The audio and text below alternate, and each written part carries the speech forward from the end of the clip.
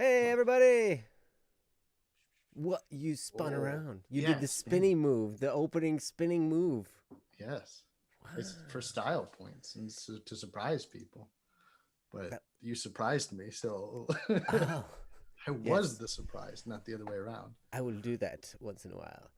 Hey, everybody. Welcome to Don't Worry Wednesday. This is the show where we handle any issues, challenges, or thought provoking things that might be going on in your life.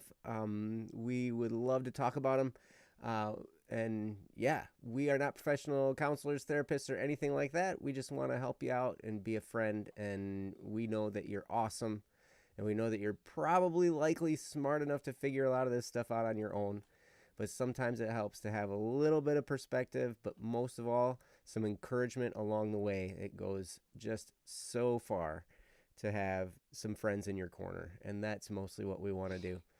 And we love you guys. So, yeah. But it's Wednesday, so we do Don't Worry Wednesday. And as you'll notice, Ryan looks different and he has a different name. Hi, I'm Ryan or Joe. You're Ryan. Ryan in the form of Joe. Yeah, Yes. yeah. I've come with this is what happens if I cut my hair. Um, And change its color. no. It's And like switch have you rooms. seen Tangled, Joe? Oh yes, I've seen that. That's Yeah, right. The hair color. yep. You're right. It changes color when you cut it. I wouldn't know Yeah. So, personally. Uh, but anyway, yeah. So Ryan is not with us tonight. Ryan is hanging out with some family and doing some awesome stuff with them. And so this is actually kind of fun because Joe and I used to do a little show called Double Cup of Joe Show that was really early in the morning, ugh. and you still That's you all you still need to got know. like bad memories. That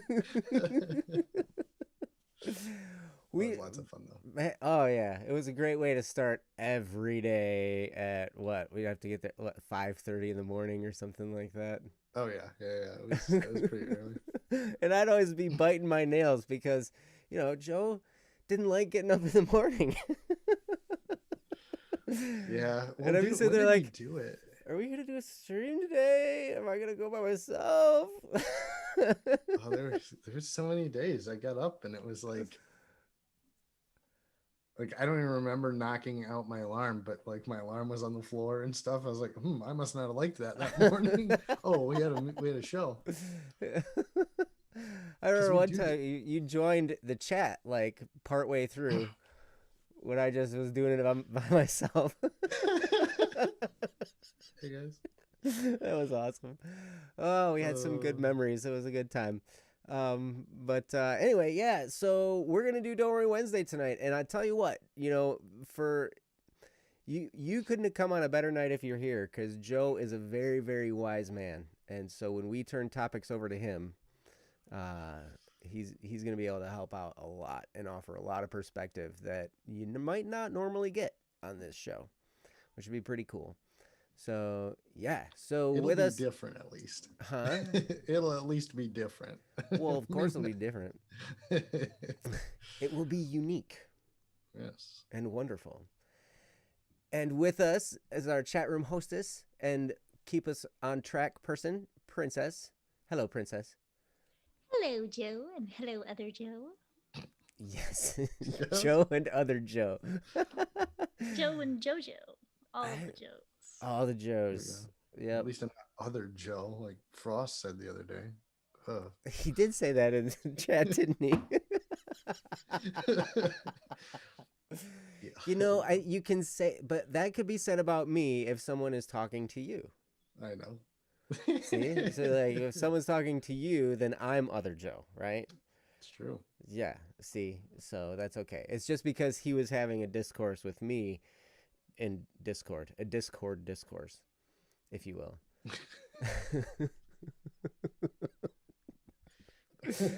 Oh man, that was corny. All right. So, we should get this show started. What do you say Yeah. We should. What do we before we do? derail it too much? Yeah, so anyway, we have a whole bunch of topics from you guys. And what I'm going to do is I'm going to list off the names, and if you hear your name, feel free to give us a hello, meow. Feel free to give us a dab in the chat or what's up with your mom and dad or something.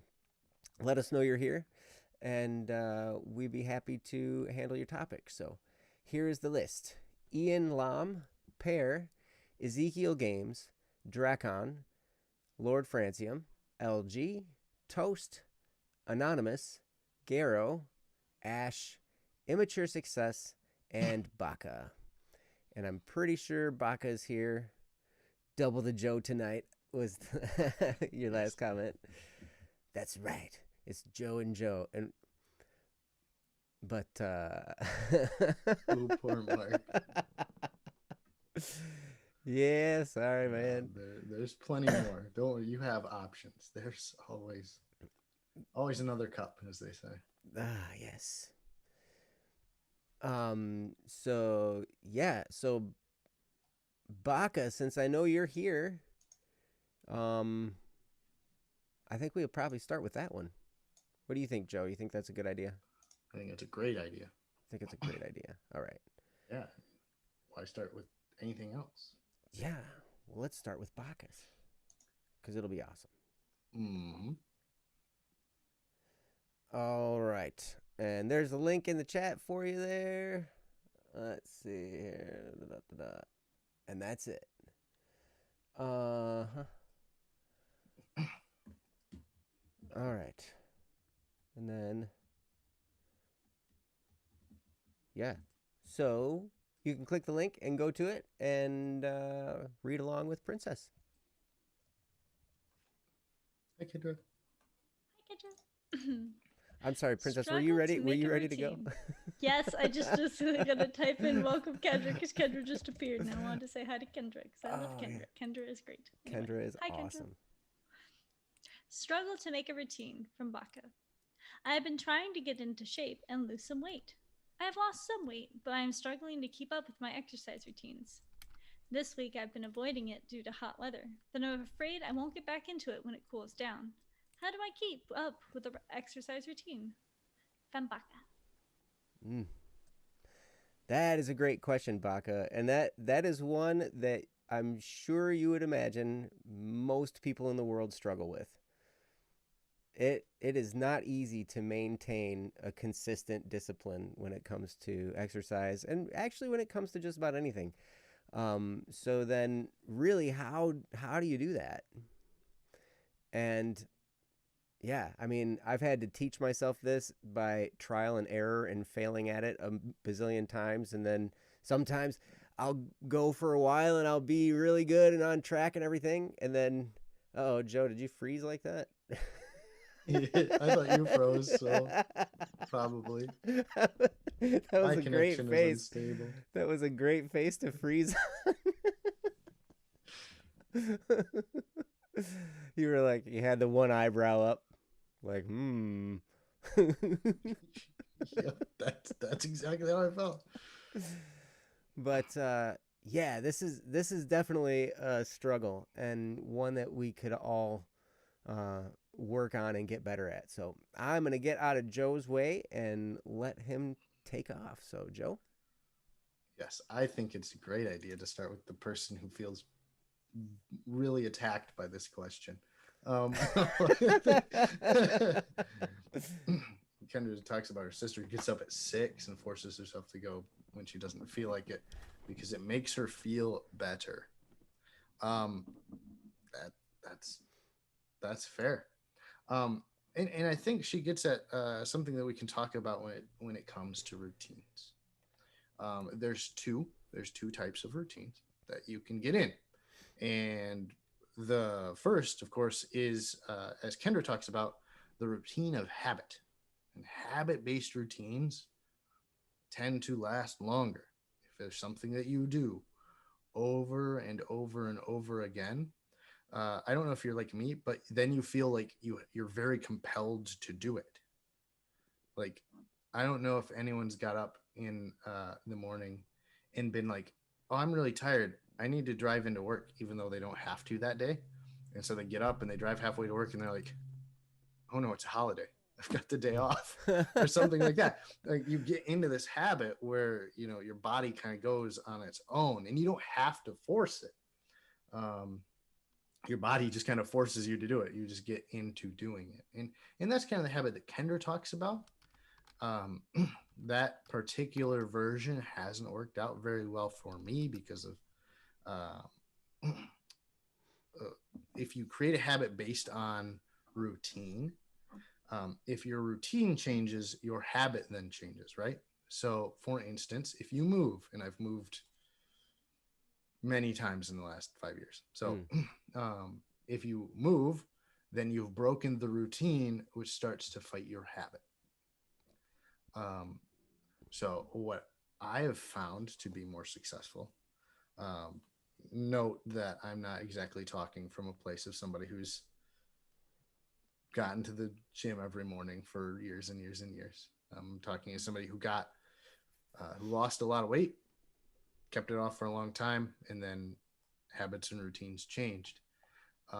When I first lost all the weight and kept it off, it had a lot to do with finding something that I enjoyed and attaching it to the exercise. So for me, it was finding an exercise that I enjoyed, that I really wanted to get up and do. For me, it was hockey. I really liked to play hockey. And so therefore I would get up and go play hockey for like 2 or 3 hours, 3 days a week. And that's quite a physically demanding sport too. Yeah. It wasn't exactly like, I'm just kind of, taking a walk. It was real aggressive physical activity. And so, but it was something that I really enjoyed. So I was like, I want to go do this. So I made space for it. When there's something that you want to do, you make space for it. You allow yourself to go do that thing. And so what I encourage you to do, Baca, is find something that you enjoy that also accomplishes the goal. Maybe you really like tennis. Maybe you can find some friends who play tennis. Maybe you really like running. My wife was a runner. Find some people to run with. Just find an activity that you really enjoy. Maybe it is doing bench presses like Mark with donuts. I mean, that could be your enjoyable exercise, but find something that you enjoy to attach it to. Don't make it a chore. Don't make it something that you don't want to do, because eventually you'll have the opportunity to talk your way out of it. If it's something that if it's something that you hate, if you make it just, I have to do this because I have to do this, eventually you're going to come up with excuses to not do it. You're going to convince yourself not to do it. Nobody's going to have to do it. You're going to convince yourself not to. And so I recommend finding a way to burn calories that you enjoy. Jogging, bicycling, swimming. There's so many ways that you can actually burn calories and have lots of energy throughout the day. That isn't, I got to get up and go run 2 miles and do 300 push-ups and whatever. Exercise is any activity that gets you moving, gets your heart racing, blood pumping, that kind of a thing. So find a way that you enjoy doing it. One of the things that me and my friends never got really good at, but we always say we should do is video game workouts. Whenever, sometimes they relate it to like score, depending on how you score points in a game. If it's kills, if you get killed, you go do a push-up. If it's, I play a lot of Rocket League. If you get scored on, you do 1 push-up. If you get scored on twice, you do 2, and then just stacking. Whatever it is, just find something fun to attach your exercise to, so that you're like, hey, I want to keep doing this. I want to be motivated. And that can really help to build a consistent thing without necessarily making it so that you go, it's 6 a.m. and I've got a morning show to do. I mean, and I've got some exercise to do. And yes. I'm just gonna have to go do it, because you'll find an excuse. You'll be like, man, that bed was really soft today. I just can't. You'll come up with excuses. So find something you enjoy so that you want to go do it. And that's really going to help you. And with that, I'm going to turn it back to Joe, who is significantly better at this than me. So he probably has better advice. Take it away, Joe. Well, I don't know. I've definitely worked hard to find some routines that have worked for me, and it's been an interesting battle. Joe, thank you so much for your input, and Baca, thank you for the topic, because this actually is one that I've struggled with, and it over the course of using many different fitness routines, and then also being part of a gym, and then also doing taekwondo, doing all these different things that cost a lot of money. Sometimes some of them were free, some of them cost more. And interestingly enough, I noticed that the more expensive the program I had a hold of, the more injury prone it was, which was very interesting. So I've talked about this on here before, but I had done a workout program by a guy named Igor Voitenko. Next Workout is his YouTube channel. His was free, and he did a really good job of balancing all your muscle groups so that you wouldn't get injured and you wouldn't have a problem, right? I've done other ones that I paid like $20 for the whole program. I had another one where I paid $80 for the whole program. I didn't get all that great results, but I got a shoulder impingement out of it, and that was fun. And then fitness clubs, you're always prone to injury there because there's other people around.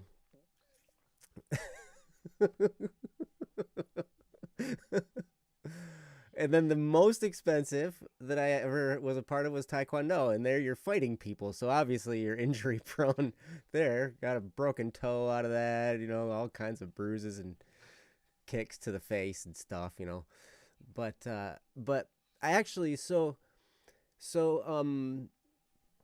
what I finally eventually did was I took what I learned from all these different programs and I created one of my own.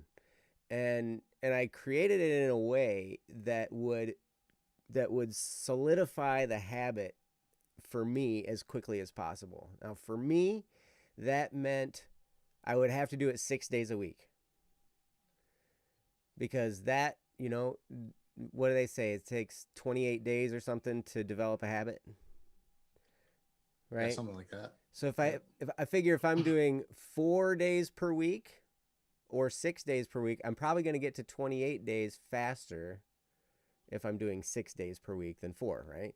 So anyway, and then it also just kind of solidifies the routine. Like Monday, Tuesday, Wednesday, Thursday, Friday, Saturday, I'm doing this exercise routine, and then Sunday I rest. And then Monday, Tuesday, Wednesday, Thursday, Friday, Saturday, exercise routine, Sunday, rest.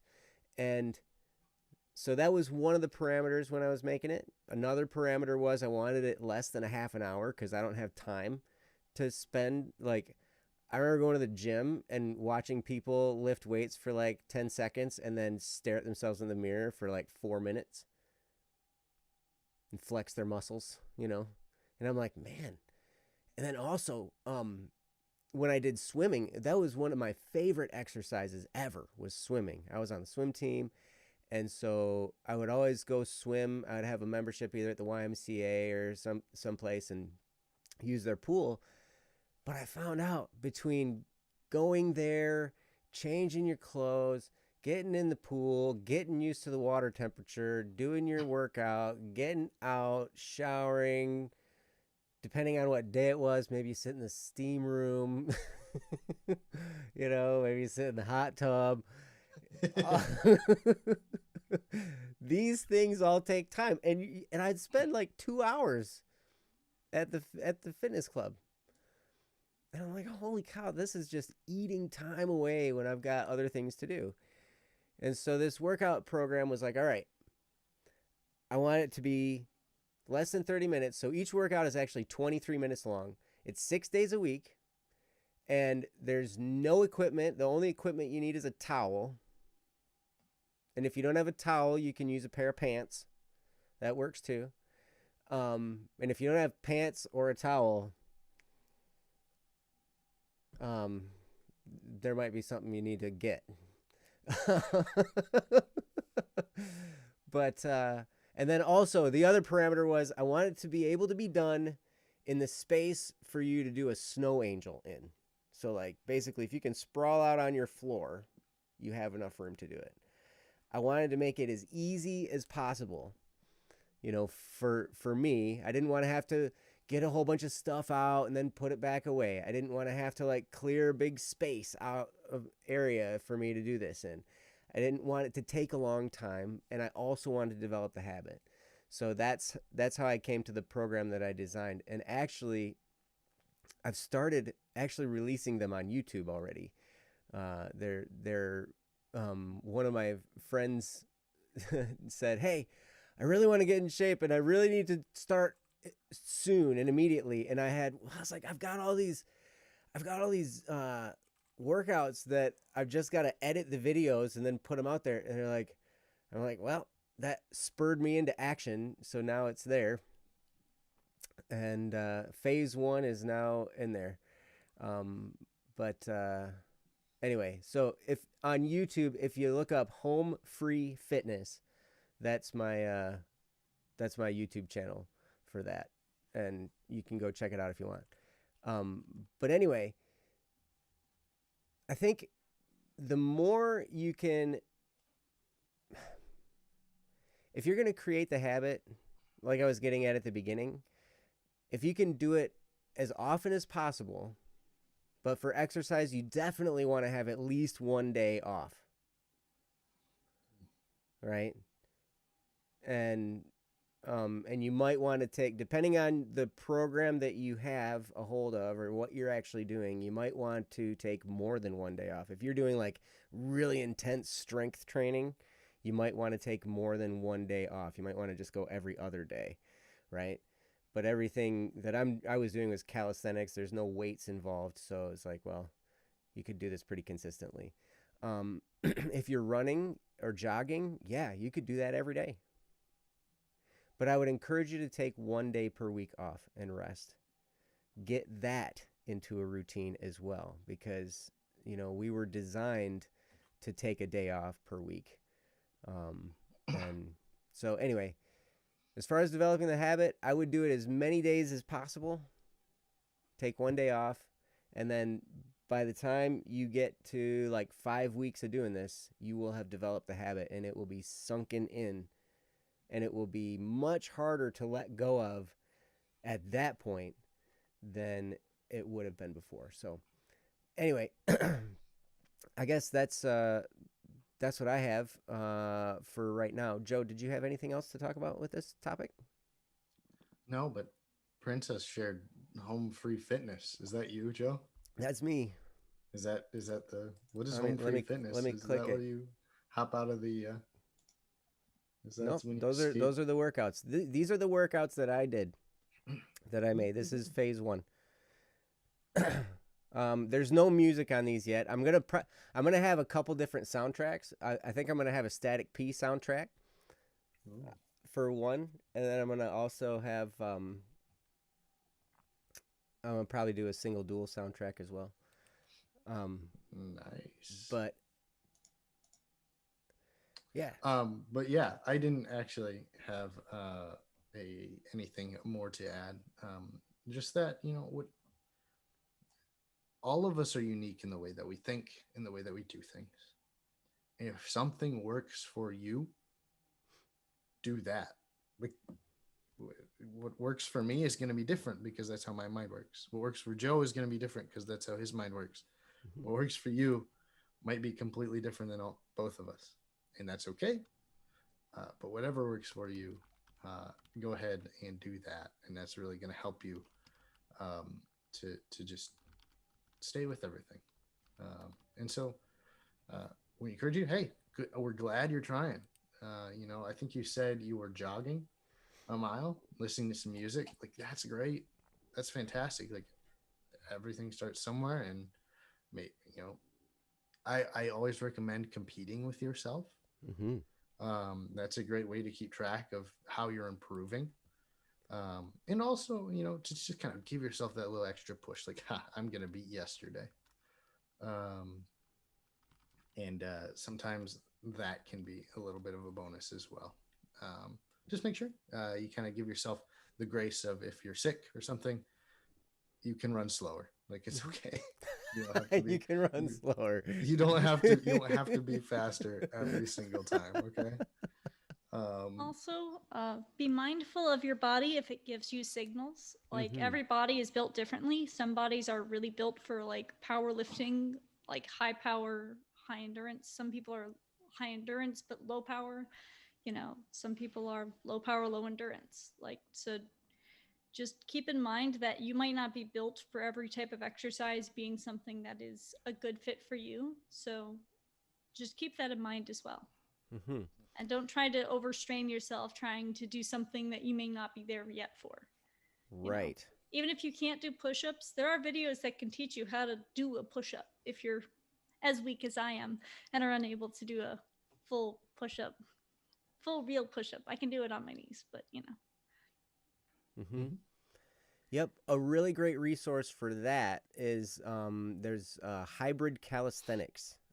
Is another guy that I learned a bunch of stuff from, and he has a whole bunch of stuff progressing from, someone who absolutely knows nothing and doesn't, and maybe doesn't have the strength or whatever to do a certain exercise. He can take you from the absolute beginning point and help you progress through to basically gymnast level ability. I think the guy is a gymnast, but or at least he was.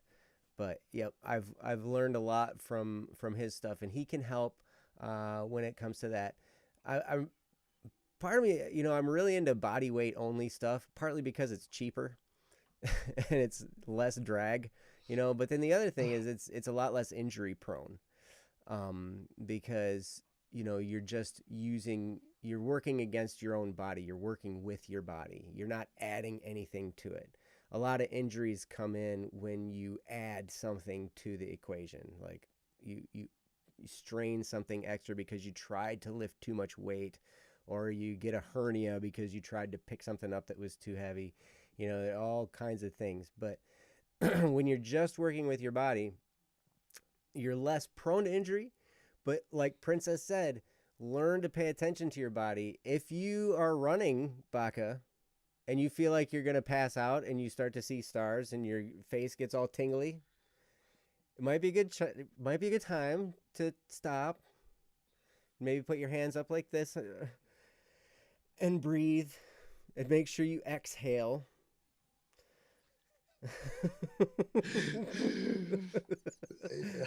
And exhale fully. That's another thing I learned. I have always been plagued by side cramps. Do you ever get a side cramp when you're running or something like that? Yeah. Oh, they're the worst. But the thing that I learned that is happening there is there's too much of a buildup of carbon dioxide. And so a lot of times they would tell us in phys ed or whatever in school, they'd be like, okay, if you start to get that side cramp, just take a bunch of deep breaths. And take a bunch of deep breaths to me means inhale, get a lot of oxygen. So, and I would exhale very shallowly, if that makes sense. So when I concentrate on emptying my lungs in the exhale, I learned that that's when the side cramp starts to go away a lot faster. So, yeah, there's a tip from me. The more you know. Yes. So, yeah, Kendra says when I do weightlifting, I have to wear a brace on my right wrist. Yep. Hey, we work with what we have, right? And that's what's good. And the cool thing is, the more you learn about your own abilities, your own limits, the more you'll be able to push them, right? So like I said, if you start to feel lightheaded and woozy and, you know, your face starts to tingle and all this kind of stuff, like it's a good time to stop. I know me. I know that I can keep going a little longer when that happens. But there does come a point when I realize, you know, I've learned to listen to myself enough where it's like, all right, yes, I need to stop. And, you know, just, you know, take a break here. But anyway, hopefully some of that's helpful for you, Baca. And like Joe was saying, man, I'm proud of you for doing this. I'm really proud of you for doing this. Oh, and one thing too, you said you were talking about wanting to lose weight. Running is really good. Absolutely, running is very, very good. Anything that you do that's cardio is excellent for losing weight. Another thing to consider, though, is doing some form of strength training, like whether it's push-ups, sit-ups, squats, stuff like that. Because one of the things that's going to help you lose weight even faster is if you build muscle. Because the more muscle you have, the more calories will be burned while you're resting. So, because it will require more calories to sustain larger muscle mass. So if you build muscle through strength training, it will help you burn more calories at rest. So then when you're not running or working out or whatever, you will continually be burning more calories. So anyway, that's one thing that I just recently learned, maybe like 6 months ago, that really helped to kind of square some things up in my head. But anyway, hopefully that was helpful for you. Uh-oh, what? No,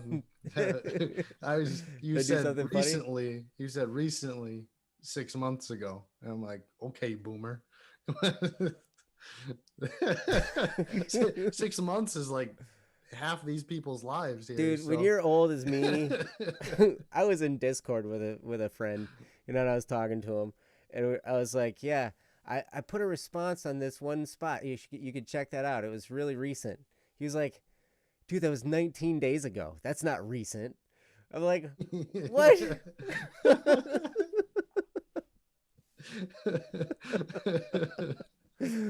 Like, come on. But anyway, it was funny. I know.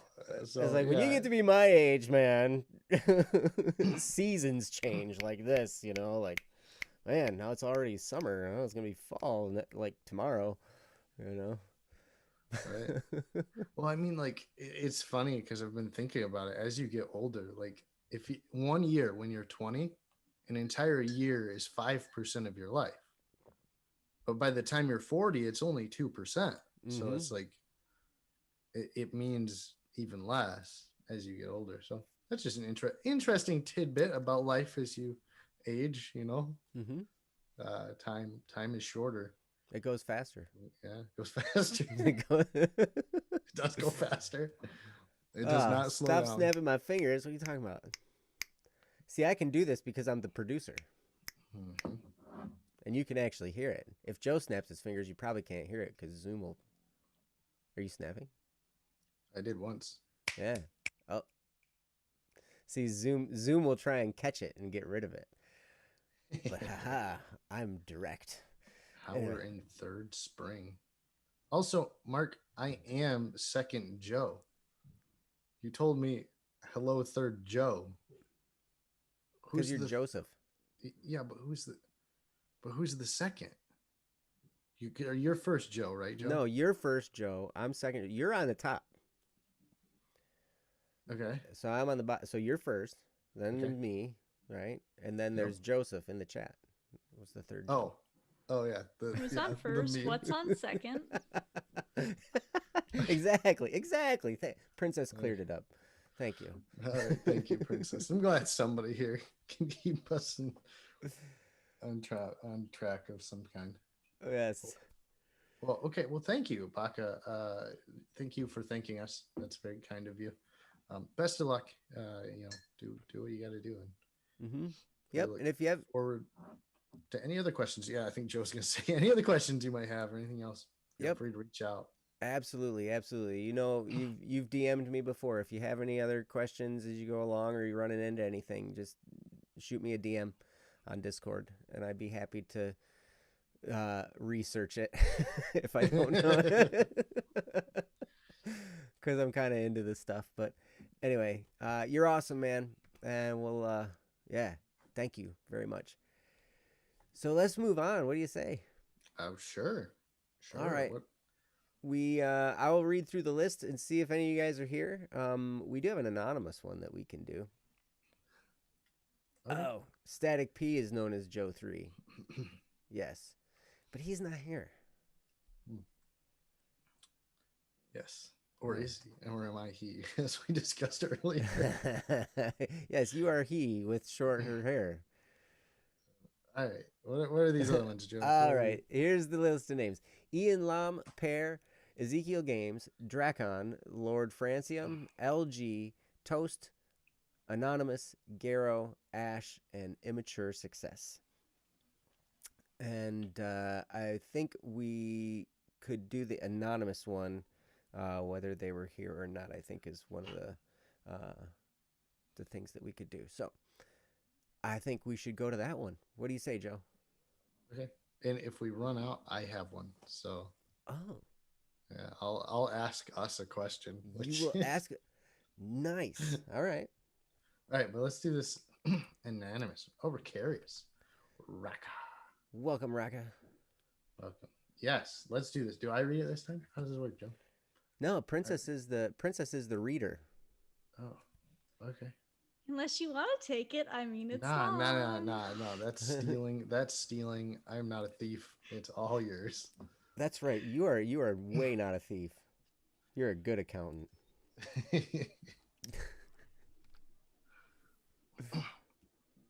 Welcome, Vanna. Hey, Ivana. Are we ready for the topic, or? Yes, I just want to click the link. The link is good. Yes. So this one is called Castle by Anonymous. Apologies about the length. There once was a prince, generous and kind. His castle was barren despite all that he gave. Not a soul had visited his enclave. The walls shifted gray and dull, layered with dust and dirt. The carpet long frayed and torn. Not a soul wandered these halls, except for the princess alone. Day after day, night after night, all was still. Books of blank pages neatly lined in a row. The library was shrouded in a shadow. A desk, dusty and bare, lies slumbering in the study. Awaited ghostly guests lie place settings neatly arranged, with the finest silver untouched by time. The garden barely sprouted even the smallest of plants, littered by rocks and moss. All that rests are dim memories of families long past. Then one day was a knock at the door. Such a sound had never been heard before. Who could it be? The prince asked bewilderedly. As he answered the door, the prince could only stare, amazed and dumbfounded, couldn't compare to the awe that greeted him in that winter air. Holy colors and light burst forth, taking flight upon the walls, dancing through the room, swirling in the air. It rested upon every stone, every hair. A dazzling princess for all to see, surrounded by twinkles of light, fairies. The castle came to life at her every word. It became unrecognizable to the stunned little heir. The walls, no longer gray and bleak, were painted with the rainbow and twinkling clean. The carpet was fluffy, soft, and warm, and even the halls started to gleam. The books in the sunlit library, no longer neat in a row, were put into piles and filled with words. Sorry. They leaked to the study, the desk glittered with pages. How could this be after all these ages? Reaching out his delicate hand, she took it, revealing the most marvelous land. Its beauty was unparalleled, the flowers in bloom, covered and swooned. The trumpets blasted to heaven in sweet harmonious succession. In that moment, he knew that it was God at work. For no other could see, nor speak, nor hear the wonders that had followed followed around me here. Yet deep in his heart, he worried and wondered, would she still want to stay tomorrow? The answer seemed yes for the next and the next. He answered straightforward and asked her how she felt. She simply evaded, not sure, not yet. But all he could sense was what's in his heart, the words love her echoing on and on. So love her he did as best as he could. But as time moved on, she grew more distant. Though she still listened and read and played, she watched through the window more and more each day. He knows he knows she will leave him some day once more. She'll leave him in a castle dimly lit once more. He would not blame her, she's free to leave. But what would you do if you were he? I'm not great at explaining, but I hope you might understand my thinking. Sincerely, Anonymous Poet. Mm. Thank you, Anonymous. Wow, that was very, very well written in poem form, I must say.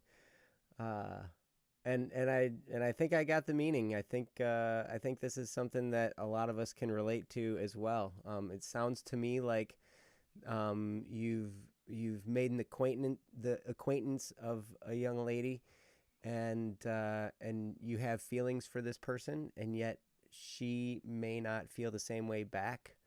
And if you have possibly told her how you feel, and then that might have made her feel like she needs to distance herself. That's kind of what I'm gathering from the last paragraph, I guess. And kind of sensing this impending loss of this relationship.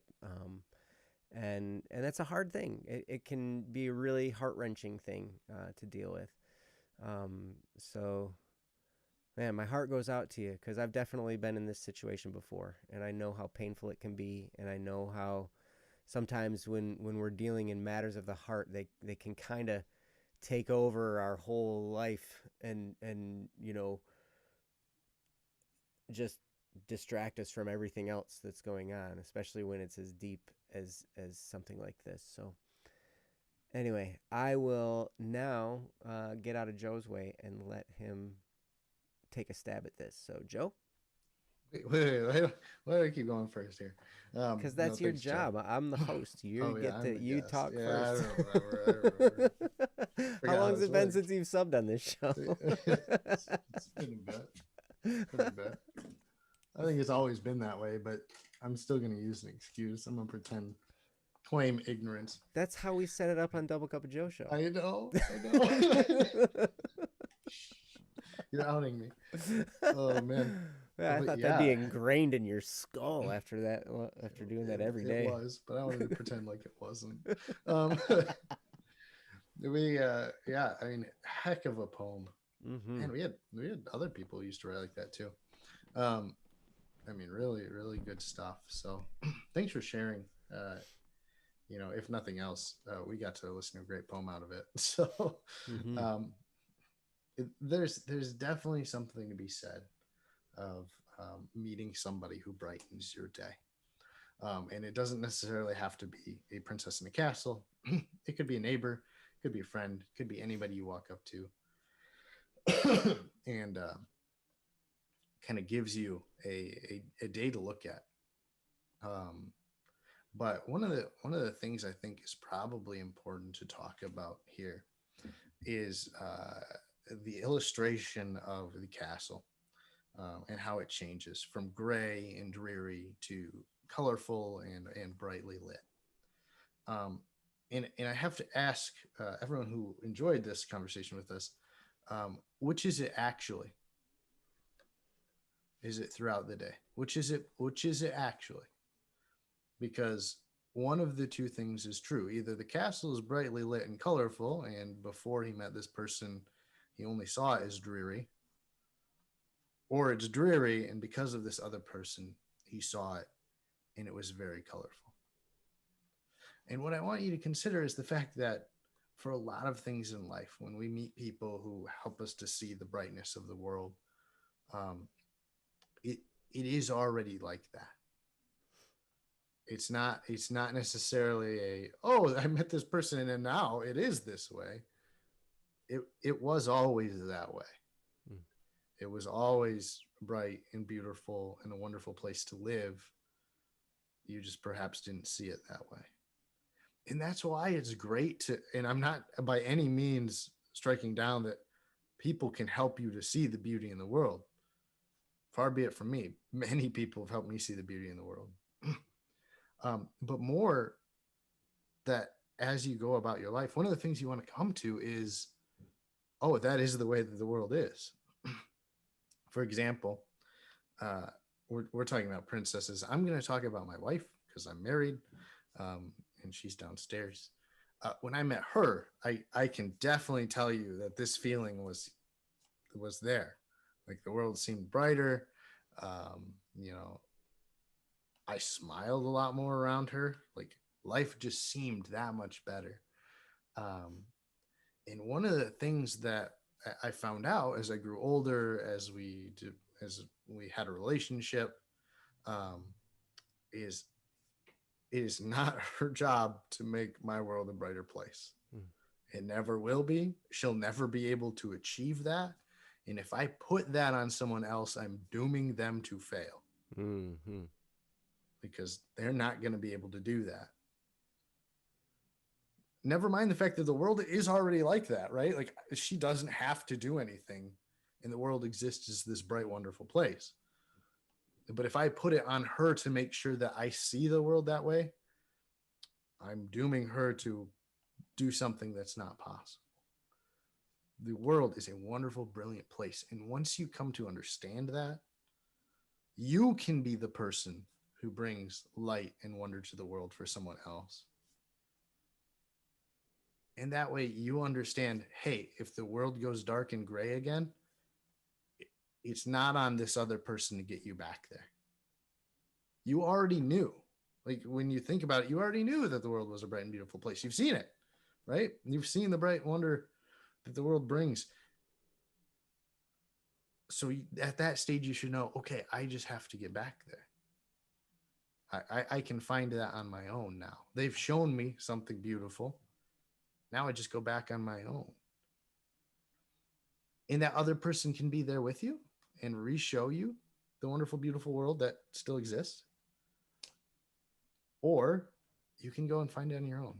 And for reference, I broke up with my wife, and the world was again bright and beautiful and great without her. And once I found that, we eventually got back together. But that's neither here nor there. When we talk about worrying about separating from the princess,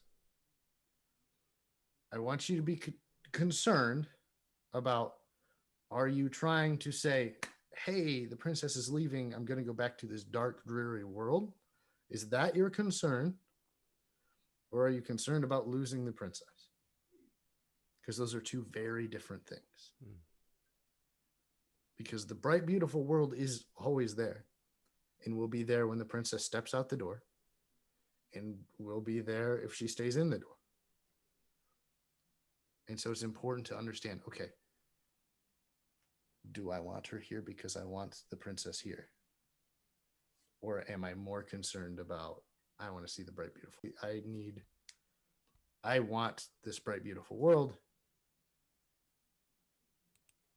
And I'm worried if this person doesn't stick around, it won't stay that way. When in reality, the world is always that way. You just have to be open to that idea. Now, as with any poetry, it's up for interpretation, and Joe is a great interpreter. So I'm going to pass it over to him to see what wisdom he can garner towards this poetic question. Take it away, Joe. Well, I would agree that Joe is a great interpreter, but I would not lump that into me. I would say you. Because your explanation there was fantastic. Thank you. Because I was like, oh man, there's a lot of different directions this can go, and I didn't. You came at it from a direction that I didn't expect. So that was great. Well, thank you, Joe. Well, that means that you probably have a direction I didn't expect, so this is going to be good. Well, you probably expected it, but you know. Well, there's a few things. There's a few things to go by here, and I want to play off what Joe said because it's so true. Like, just because somebody comes into your life and shows you that the world is a great place or makes you feel a certain way, like that feeling and that condition of the world has always been available. It's just maybe a brush with this person has woken it up within you, right? So, but and I love what you said about it's not your wife's job to make you happy. It's never a one person's job to make another person happy ever. And interestingly enough, that same person who can make you so happy and so joyful and bring so much light into your life, they are a person. And they're not perfect. And if you spend enough time with them, they will let you down. I promise. It is inevitable. There will be an issue. There will be a struggle. There will be a fight. There will be a disagreement. There will be something will happen, and they will let you down. And it won't be all the glitter and fairy dust anymore, right? It turns into real life. And the question then you have to ask yourself is, am I going to let this person be in charge of my emotional state? Because if they're in charge of your emotional state now at a time when it's great and wonderful and there's lots of dopamine going through your brain and there's all this wonderful feeling happening, when they show a side to you that is hurtful or does something that causes pain, is that going to then also rule your emotions? Because if it does, man, you are on track for a severe roller coaster, which life is a roller coaster anyway, right? But this will just deepen that, and it can get really hard. And I'll tell you what, relational struggles are so hard and so painful. I've been through a fair amount of them, and it can be one of the most heart-wrenching things ever. And every relationship has the potential to do that. I'm not saying it will, but it's more likely if we see this other person as the reason for us that we feel happy and the cause, and that we now depend on this person for our happiness. And if they left, our world would just stink. Because, it's not the case. So, one of the things, I think Sandahan said, being in love is so nice. I'm sure I didn't pronounce that right. I'm so sorry. But anyway, being in love is nice. It feels good. But in every relationship, what happens is you fall in love, then you fall out of love. And then, if you're committed to that person, you stay with them. And eventually you might fall in love again, and then you fall out of love. And then I remember hearing this old guy talk about this. He was about 80 some years old, and he was talking about this stuff. He says, the secret to marriage is not love. It's commitment. Because eventually you fall out of love. And then something happens and you fall back in love again. And then, 50 years go by and you've fallen in and out of love 12 times and, But he got married to this woman, and this is where I get this line, and I've said this before actually, because I'm married too, and and he said, we got married, and man, it was not fun. In fact, I used to say, Lord, take one of us home. I'll go first. Oof. Oof. Just like, get me out of this, right? Because that can be worse than, okay, so you talk about dreary castle, you know, a barren castle that's dreary and kind of just gray and blah and whatever. Imagine like heart-piercing fire that just consumes you and just boils you and all kinds of like, ugh. I know fire wouldn't boil you, the fire under the water, and the water would boil you, but it's all those feelings all rolled into one, right? Because you're so frustrated. Relationships can do that too. And so you kind of get this, you know, this polar opposite effect, and you get to experience both sides. But if you love the person and you stay committed, you can find your way and navigate through those things, right? But it does take both people being committed. That's another thing that I've learned over time too, is that, you know, both people being committed is important. But at any rate, so I would encourage you.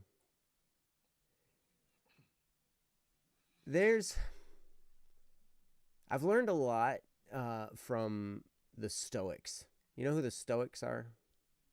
Like Marcus Aurelius, I mean, this is old Roman guy, right? Was it Gaius Verus? Maybe, no. I don't know. There's a book I got a hold of called The Obstacle is the Way by Ryan Holiday.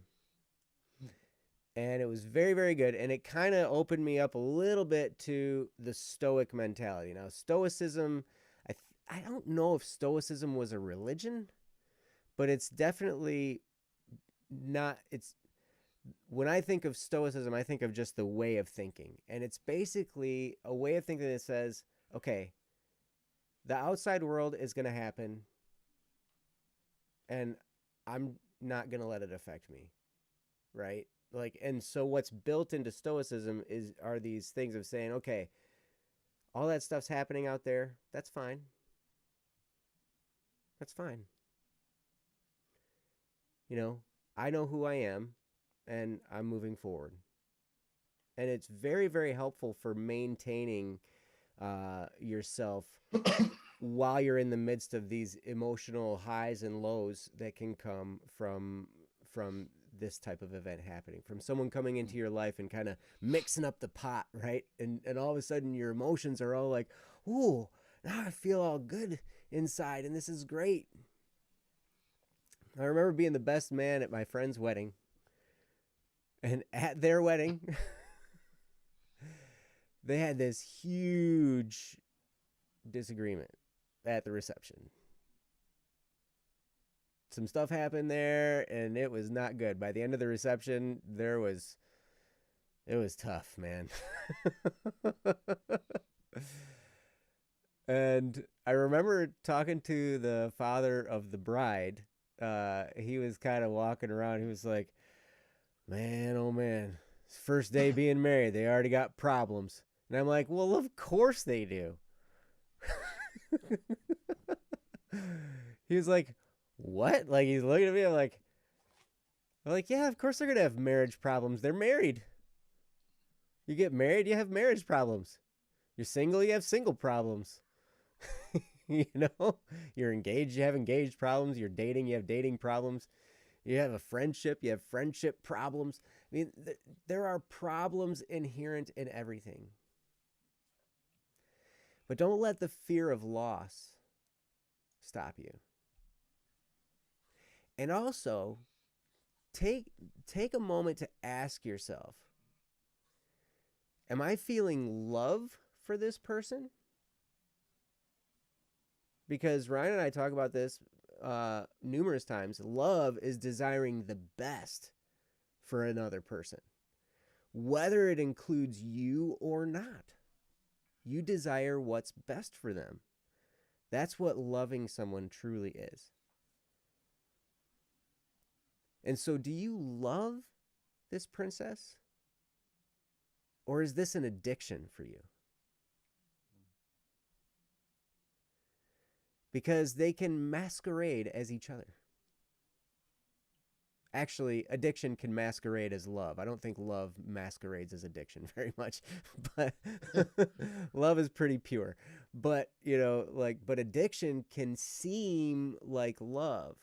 So the question then, anytime we're getting into this realm, we have to ask ourselves, am I treating this person as if they were a thing for me to possess that makes me feel good?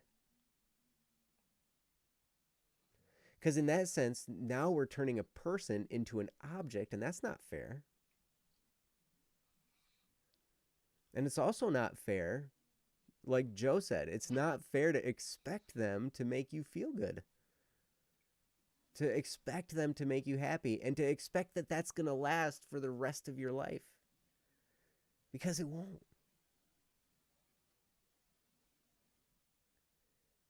Feelings are fleeting, which means this feeling will pass too. It might be hard. It might really hurt. And a lot of times what I've noticed, the stronger the feeling, the elation that I have of, this in love feeling, when it fades away, sometimes I've found that the deeper the heartache is as a result.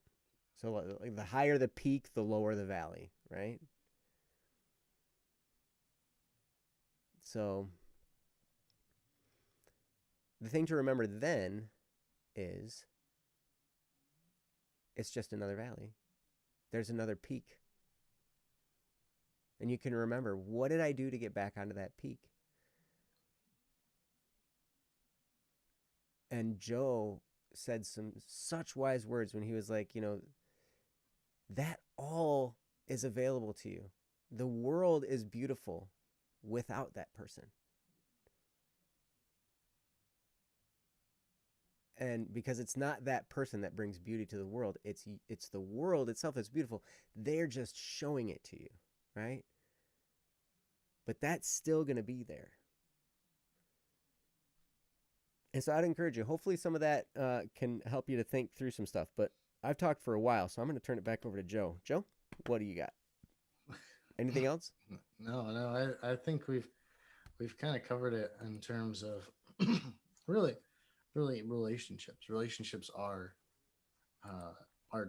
changing things, and this doesn't have to. We're taking the because a prince and a princess, the kind of the dating marriage relationship. That's where we took it because that's just kind of the realm of prince and princess.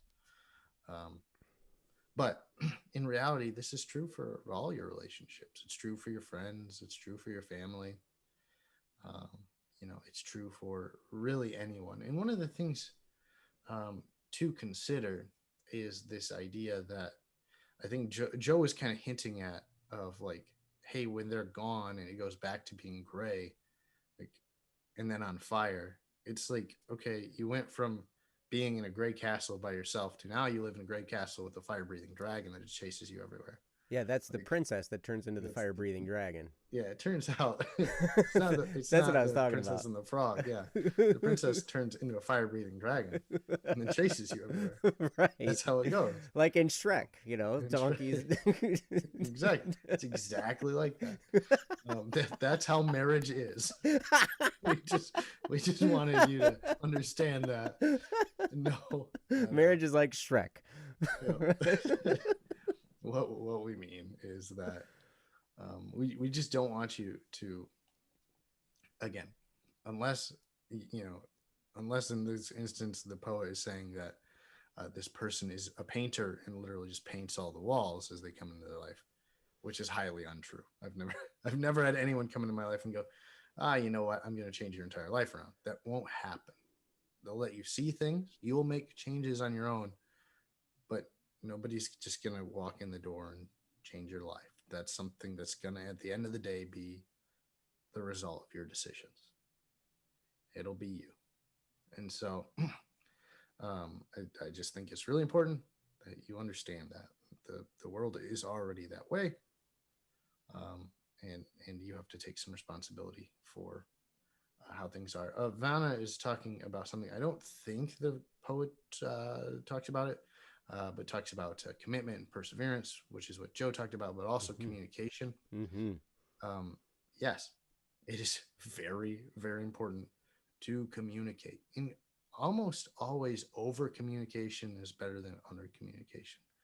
When people care about you, when people are committed to you, if you tell them more than they probably wanted to know, they're not going to be upset with you. They're going to be like, I didn't really need to know that, but I appreciate you telling me. I now know more about you than I probably wanted to, but the thing that was causing us issues, I now know about. So it's important. It's just important to say, hey, when you're talking to your princess, hey, princess, I need to just stay in the tower by myself today because turns out that dungeon is leaking and I don't want to go down there. Whatever it is, just over communicate. Hey, well, then you need to get down there and fix it, not stand up in the tower. Right, exactly. Sorry. There's the fire breathing dragon part, right? The fire breathing dragon part. But just over communicate. Say, hey, this is what I'm doing. Here's why I'm doing it. Here's what I'm doing. Here's why I'm doing it. And people might have questions. And don't take people's questions as an attack against you. Mm-hmm. When people ask you questions, they're trying to understand. It is when people stop asking questions that you need to be worried, because at that stage, they're just making assumptions. And when you make assumptions, bad things happen. So communicate. Tell people how you feel. When people question you, respond kindly. And you'll find that a lot of the times it's going to work out very, very well for you. So thanks for that point, Vanna. Again, not necessarily in the poem, but one of the things that it gets to. So, Joe, anything else? Yeah.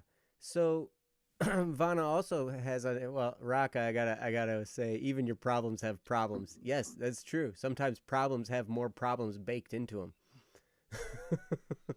And unpacking a problem opens up a whole list of other problems, and you got to deal with that because sometimes we can do that.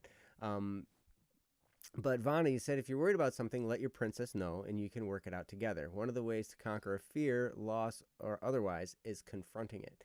And you're absolutely right. Confronting a fear, confronting something like that is a way to get over it. Now, I won't say that. I've seen this type of thing where if there's a concern and we share it, I've had it happen that things got worse for a while. Right? Because that can happen. It's not necessarily going to be super easy. So let's say that, I don't know, something happened. You're scared to tell this person that you have feelings for, and, so you tell them about it and then they get upset because it's an upsetting situation. Rightfully so. You're upset about it too. They're going to be upset about it. Now, that in the time being actually makes things hurt more and makes things harder. But it's like pulling out a splinter, right? It hurts, but you need to take care of it. You need to pull it out in order for it to heal, right? And so that's one thing. So Vaughn, I appreciate you bringing that up because that's totally true. I don't want you to think though that when you tell somebody something that is worrying you, that it's just going to be all super good like right away. Right? There might be a time of pain involved during that or shortly thereafter while things get worked through. Sometimes healing is a painful process. And so just understand that, that could be. If you need to talk to this person about your feelings, if you need to talk to them about how much you care for them, it seems like from your topic, from the poem, uh, he answered straightforward and asked how she felt, and she simply evaded. Not sure yet. So it seems like, maybe there are feelings that the prince has that the princess doesn't have. And the prince has confessed these feelings to the princess, and that might have made the princess uncomfortable and then is causing a distance to happen, right? It That's kind of what I'm gathering from there. I could be totally wrong. But so Anonymous, if that's happening with you, then I would refer you back to what Joe said in the first place, which is the world is beautiful. The castle is beautiful, whether the princess is in it or not. And if she's distancing herself and is eventually going to be gone, then the castle will still be beautiful. And there will still be memories. I know, memories, I think back to girlfriends I've had. Some of them I don't try to think about. Some of them I do, and I have great memories. There were good memories with all relationships that I've had throughout my life. Romantic ones I've had very few, but friendships I've had a lot of, and I have good memories and bad memories, and so we can kind of hold on to the good ones and take those and keep those and flush the bad, I guess, if you can. So anyway, hopefully some of that makes sense to you, Anonymous, and if you're listening, man, I want to encourage you, because I know this can be a really, really hard spot to be. And as I said in the beginning, matters of the heart can consume us, totally consume us. Relational issues can consume us, completely consume us, and cause us to just let go of everything else that's going on. I've had it happen multiple times, and it's hard. So my thoughts and my prayers are with you, and I hope that you can get it straightened out and get to a good firm footing.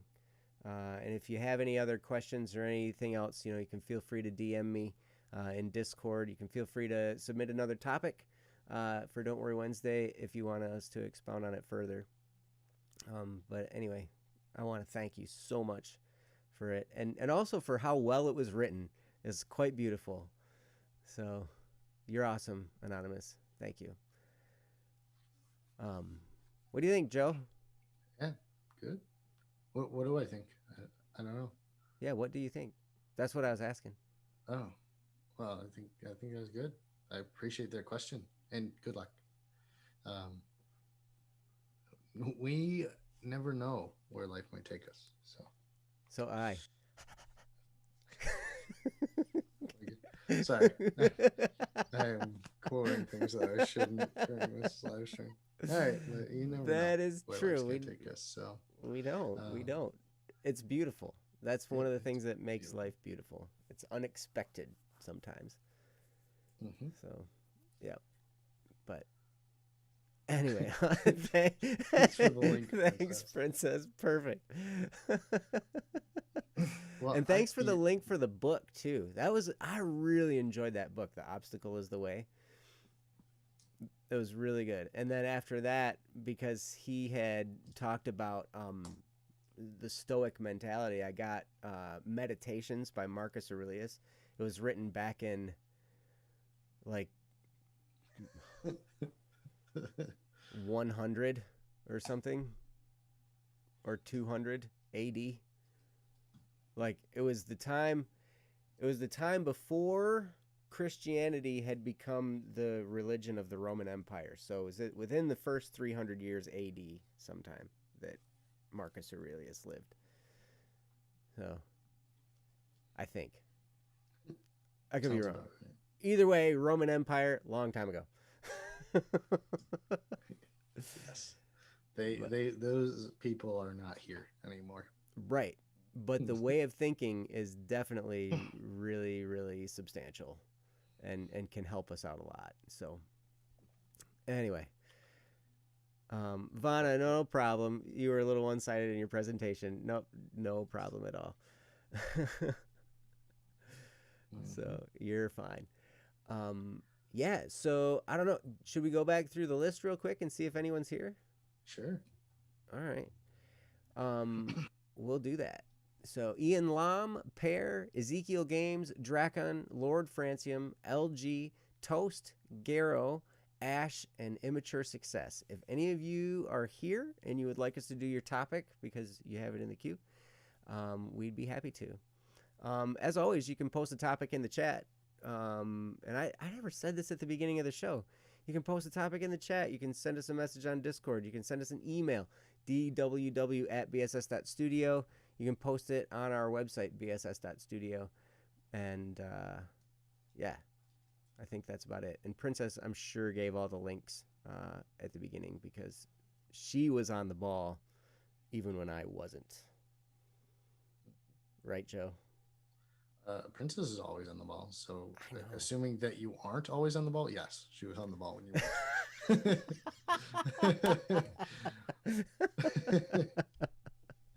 Yes, absolutely. That's great. So anyway, but I'm not seeing anything new coming through. Yeah, you had them at the beginning, I'm sure.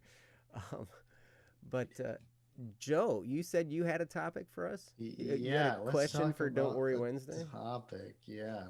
I'll have a question for you. I'm gonna make you talk first this time. You're gonna make me talk first. All right. And then I will respond. In case any of you didn't know, we were part of another show. We talked about at the beginning of this show, the Double Cup of Joe show. Hey, it's that Pear kid. Pear has a topic. Oh, perfect. You're here. I don't even have to talk about my topic then. Even better. We'll save it for another day. You made it. Europe, which is a continent. Pear, you have a topic from March 17th called mental blockage, I think. I think that's you. Pear. I'm pretty sure that's you. Or either that or that's a heck of a coincidence. No, that is Pear. Okay. All right. Cool. No idea how relevant it is. Do you mind if we still, it's called mental blockage. Do you mind if we still go over it? Oh, it's called bursting bubble now or something. Oh, is it? All right. No, wait. That was Baco's. Never mind. Great at clicking the wrong one.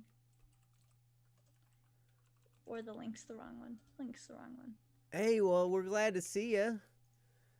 Even though, hey, so you thought you wouldn't be able to come anymore. Oh, yeah. Okay, so we can do it. Let's do it. Sorry, Joe. It was right on the tip of your tongue. You were ready to start talking. You were gonna make me talk first, even. Oh, that means I have to talk first. Dang it, that's Pear. Right. Thank you, Pear. Oh man. Here we go. Oh. All right, let's see. Oh, you have an orchestra thing on Wednesdays from 7 to 9. Ah, yes. Here is the correct topic. Oh, we got a correct one. Yeah, sadly, the one on the page was incorrect for some reason. It was leading to Baca's. Oh. So, this is the correct link for each. Yes. All right, cool. Perfect, yes. That it is. Good job. And there's the link. I can click the link. Yes, it is. Yay! Princess is on top of things. Way to go, Princess. You're the best. Yeah, Princess could talk first. Princess generally does talk first because she reads the topic. So. Oh, true. So I always go second. Well, I mean, second. If you want me to talk first for this one, I think I might have something to say. Oh, really? Okay. Only if you want. Hey, if you feel like you have something that would be helpful, then yes. And Yeah. that pair kid even confirms Princess is the best. I think that's an invitation. That's what I would call that. Well, I chime in at the end of the topics, if I have anything important. Yeah. Well, you want to read the topic and then Yeah. And then begin to tell us. expound? Yeah. Cool. And if I don't, I'll pass it over to Joe. Yeah. Joe. Which one of you don't know? Perfect. All right. Yeah, let's do it. Anyways, the topic goes mental blockage by pair. It's hard to explain, but I've been struggling a lot with trying to deal with myself. I act happy and cheerful and responsible to everyone around me, but whenever I'm on my own and not texting someone, my eyes start to tear up because I know it's all a lie. I feel like I'm betraying myself when someone comes up to me and gives me a task. Say my parents ask me to do my homework. And I'd say, yeah, I'll do it sometime. But in my head, I know I'll never get around to it. At first, I thought it was just time management, but it's more than just that. There's a mental blockage keeping me from doing these things, keeping me from success, even though I keep telling myself to try, at least just try, but I don't, and I don't understand why. My therapist says that no one else can make me do the things I need to besides me, but if I'm not making me do them, then no one is, and it never gets done. And it looks like to everyone else that I'm a liar. I'm irresponsible, lazy, and most of all, choosing not to even touch my assignments.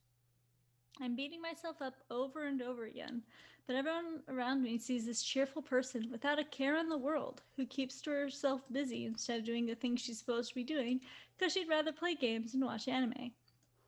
My parents and teachers don't trust me, and at this point, I don't blame them. From Pear. This is a really good topic. I like this because this is something I struggle with too, and I'm really excited to hear what Princess has to say. This is definitely a very relatable topic. I'm sure not just to me or to Joe, but to everyone in the chat that's struggled with trying to seem or be responsible and struggling with that.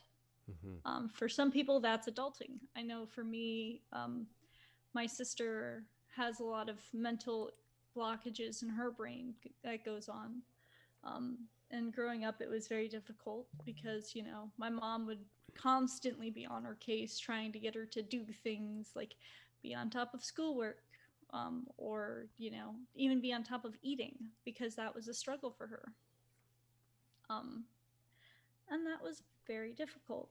But for me, as the child that was supposedly not experiencing as things so terribly, but the world can never really know what someone else is experiencing and all that, blah, blah, blah, blah. But I won't tie this down to that. I felt like I had to be responsible. Things were not always the cheeriest of days. When I was at home, there was a lot of door slamming. There was a lot of yelling and screaming because, again, there was struggles going on. And I was supposed to act happy, be cheerful, be responsible. Even though I'm the younger sibling, I was the one responsible for bringing the lunch money so that we would have lunch to eat. I was responsible for anything important getting between one place to another when it was between houses. I was looked often upon as the person who, or at least I felt this way. I felt like I had to be looked upon as the perfect child because between the two of us, someone had to step up to the plate. But I also know that that was very hard because there was times where I just didn't want to deal with life, and again, it is true that only you can make you do things, but that doesn't mean that only you can influence yourself either. There was a lot of times where I was supposed to be on top of my homework and my homework didn't get done. I tried to cram it in the last moment, or what more often happened is I had a bunch of late assignments. My grades were okay because I was great at tests. I could show up to school, give me a test, I answer what I can, I turn it in. No worries, it's all done. Whether I swim it or sink it, it's done in the moment, rather than having to go home and be in, in a tough environment, which often, more than not, was my head. you know, Mm-hmm. because I have anxiety. So, often there was anxious thoughts that like to appear, that were anywhere between, oh, there was that random noise. Maybe you're in danger, to, oh, what's that over there? Oh, what's that over there? Oh, why don't we play this instead? This is a lot more fun than what you're doing right now. Or, oh man, this is tough. Why don't we do something that's not so tough? But, it was trying to figure out how to get yourself to do the things that are tough. Mm. And sometimes what that meant was, especially in college, when I had a little more money, I'd buy a bag of M&Ms. I'd be like, okay, you get through 5 questions, you get 1 M&M. Mm. Another 5 questions, an M&M. If it was really tough and it was like 12 math problems, but they were like 1,000 steps each, exaggeration, but that's how it felt in the moment. It was like, okay, you get 1 M&M for completing 1 question, and when you're done, you get the rest of the M&Ms. I don't know Because how. I know that Wow. I respond very well to getting treats. I don't respond well to punishment, which is the way that most parents handled stuff. If you didn't have your grades up, I'm taking away your electronics. Mm-hmm. Did not work out well for me because I no longer felt safe. I felt like anything that I had could be taken away from me at the drop of a hat. Do anything wrong and something could be taken away, Mm-hmm. And of course, I also had my own other childhood issues, but that was a thought process that I still have today and I need to still work on. Mm-hmm. Because that's not what's going to happen. It's not the end of the world, and it can be easy to get too attached to things. But, it was trying to find ways that would motivate me. For some people, not having a distraction helps, and that's true. If you have like a video that's more fun than what you're doing right now, you're probably going to end up watching the video than doing your stuff. Yeah. But if it helps you to have music in the background because there's other noises, whether it be a roommate or somebody has the TV on in the other room, gosh darn it, that show, what the heck is it? I just feel attracted to it. It's just like a beam that's just like, it's a tractor beam, like Star Wars style. Yeah. You're in a spaceship, you're flying a little spaceship, and all of a sudden, you're just tractor beam towards the big shiny thing. You got to find ways to block that out. And it's hard because, just because you're fighting all of this doesn't mean other people see it. I remember in school, there was one point, it was some gym class day, and I was having a bad day. Home was just stressful. My day wasn't going well. Somebody pushed my limits. I just broke down crying. And sat in the hallway. Mm. And then a guidance counselor came to, pick me up. But that was one of the very few times where I actually showed my emotions around my classmates. Most of my classmates, all they ever saw me was a very strong person that stood up for others, someone who was smiling and cheerful all the time, that was just doing great. And I looked around, and for one of the first times ever, I remember seeing actual concern on their faces.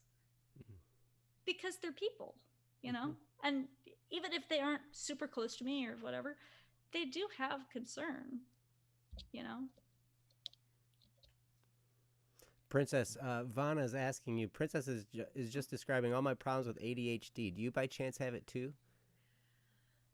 Technically, I don't. I'm pretty sure that I have it, but I'm just high functioning, so therefore it goes under the radar. Gotcha. Because technically I'm not diagnosed with it. I am diagnosed with GED, which is General Anxiety Disorder, or GAD. I'm not good with acronyms, but Sure. I was pretty sure I have it too because I can be very easily distracted. Mm-hmm. But for me as a kid, what I always did with that energy tended to be, oh, let's see if there's anything the teacher can do. Because I was a teacher's pet, mostly because people weren't really my friends that much, but that's okay. So it'd be like, oh, teacher has something to do. Oh, me, pick me. I'll go do it. If I noticed just a random thing around the classroom that needed to be done that nobody else was doing, I would just get up and do it. I was a very great student, and I got away with some things that other students wouldn't have because they know me as someone who cares, and if something's wrong, there's probably a problem, and I'm not the problem. Mm-hmm. But I also know there are people who are not in a fortunate position where they can be as, you know, that way with their teachers or people, and people see them as the problem, especially because I saw that with my sister, you know. And it was one of the hardest things. Like, I remember kids like being like, "Oh, did you hear what your sister did today?" Mm-hmm. And it was like, look, if my sister started a fight, it wasn't she who started it. She was just reacting to someone who provoked her.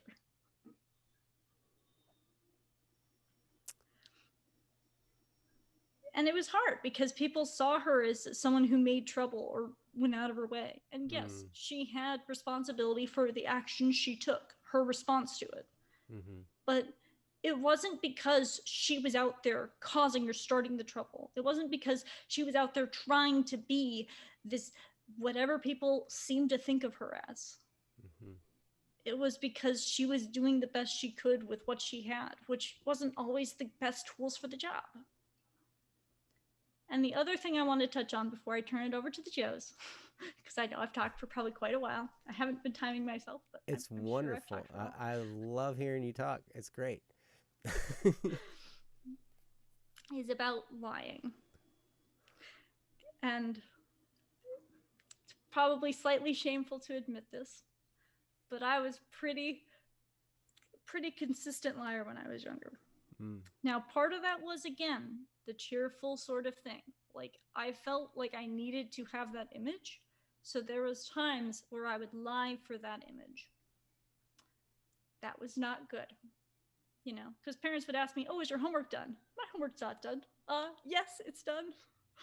You know, and then in my own time, in the darkness, you know, before it's like, you know, it's like midnight, everyone else is in bed, and I have to try and shuffle my way out of bed and secretly like turn on a small lamp so that nobody else is going to be woken up by it, and, you know, try and finish the homework, wake up early, or do it during classes, or this sort of like, you know, sneaking around sort of thing, when I should have just been honest, you know. But the hard thing for me also was, is, again, if I didn't have it done, it was like, okay, we'll do that first, and then you can have playtime. But the issue with that for me is that it would drag out too long, and then I wouldn't have any playtime. It'd be like, okay, time for bed, you know. And that wasn't an effective system for me because I need playtime. But the solution that I needed was simply structure. Just to be like, okay, well, you know what? Why don't you get half this homework done, you know, just a class done, or this half of a class done, you know, take a little break, spend some time either playing, having fun, or, you know, going for a run, or that sort of like where you do something that's exciting and then you get back into it and you focus back down into it, you know. But for me to have set aside time of I do get it in there, rather than having to take it out of being in the dark playground, if you've ever watched the TED Talk, you know, where you're having fun when you're not supposed to be having fun. So it's like not really having fun, but you still crave that funness because if you don't feel like you're going to have it, like, what am I doing with my life? If I'm going to waste my time doing homework and never have fun, what am I doing? What am I doing with my life? Right. You know, that doesn't mean that there isn't a time and place for homework and a time and place for fun. There are, but those need to be in a balance, and you can't just force one upon somebody without allowing room for another.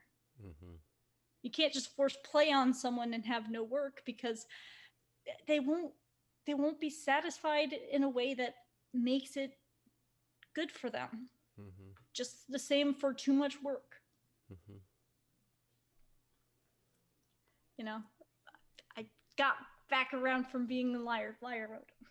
So, well, good. Anyway, I'm proud of you, so, Princess. Turning into the Joes. I'm sorry. Joe and Ryan in particular. Joe and Ryan? Yeah, I'm the Ryan. Yeah. You're the Ryan. You're the Ryan named Joe. But for lying, the important thing is allowing yourself to come back from it. It's okay. You know what? It's okay if in the moment you mess up and you lie. Take that moment after you said it. I've done this a few times where it's just like, sorry, I just lied. No, I did not get my homework done. I just needed some time to just feel good my day, you know? And I know that gets really hard when you've made a habit of stuff, but to make a plan and to present it at that moment when you fail, you know, have some plans just in your backup list, you know, of, you know what, I can get this done and I'll do this, you know, if it's after dinner, it's after dinner, and you commit that after dinner, that's what you do. You know, if you need someone to hold you accountable, have someone hold you accountable if that's possible. If that means holding yourself accountable, then if it helps to do timer check-ins, you know, or like the even 5 minutes, you'd start 5 minutes on this assignment, you know, when the 5 minutes is up, if you're still feeling like you can chug away at it. If not, switch to something else. Because at the end of the day, what's more important is getting something done than being perfect or even getting the whole thing perfectly done. You know? Because they can't grade off of nothing, which is something that was hard for me because I'm a perfectionist. So therefore, if I didn't get an assignment done, I felt like I deserved to get the F and that I was a terrible student. And, you know, that it was just like, no, I mean, obviously I failed here. I didn't do what you needed me to do at the mastery level that you're expecting for me to get an A. So obviously I'm a failure here. Clearly. Clearly I'm a failure here. I'm sorry I'm not reading the chat, but that's all right. It's been pretty active too. I've been trying to read it. I'm like, how does Princess do this? Because I'm like just listening to what you have to say, and like, and then I'm like trying to read the chat, and I'm like, oh wow, there's some good stuff in there too. And then I get back into what you're saying. Maybe I have ADD. Huh? What?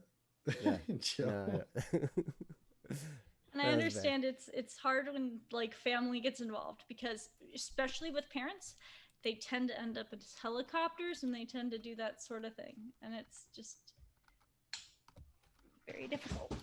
But again, it's just giving what you got. And it's okay. If you're 100% is you wrote your name on the paper. Some days, you know what? Just take the F on it. You put your name on the paper and you turn it in. You make a habit of turning it in. Ah, yes. And Pear responds, I can't finalize something until it's complete.